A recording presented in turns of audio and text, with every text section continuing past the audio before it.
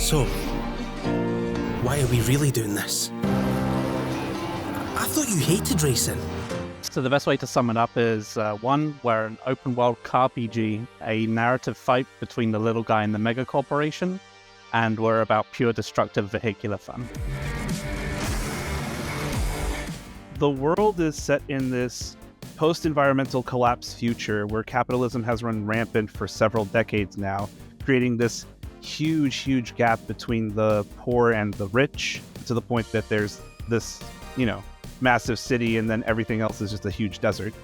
As for the story itself, this is going to be something that we want players to experience their own way by building a team of characters that they'll meet throughout the story, and those characters in turn will influence the story in their own unique ways. Being able to allow people to sort of make a choice that they feel right just doing, depending on their own set of morals, I think really helps someone get immersed in the story.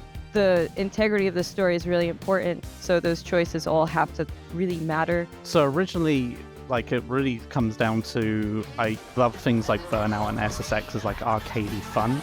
But then at the same time, I've also had a love of old RPGs, point-and-click adventures, Final Fantasy, so on. And I always felt like I wanted something which kind of joins those in between, but we've never seen anything which kind of did that. We've obviously pulled a lot from Speed Racer, the original cartoon, as well as the Wachowskis' adaptation. And then there's elements of the anime movie Redline in there, obviously from the visual elements. And from the corporate kind of stuff, we're pulling from Wipeout series, that kind of 90s tech kind of era. How's everyone enjoying the show? He can't be allowed to keep doing this. I'm really hyped for people to get behind the wheel.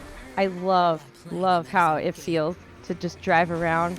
Crashing into stuff is really fun. So I'm really hyped to see some good YouTube videos of just the insanity people cause. I'm really looking forward to seeing people's reactions, especially the contrast of having the combat and the narrative experience and trying to get those together, because people have been trying to do that in the industry for 20 years and succeeded at it.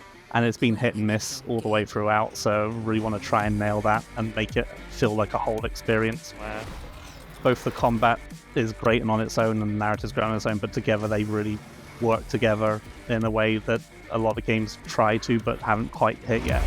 Aster, what would you like to say to all your fans?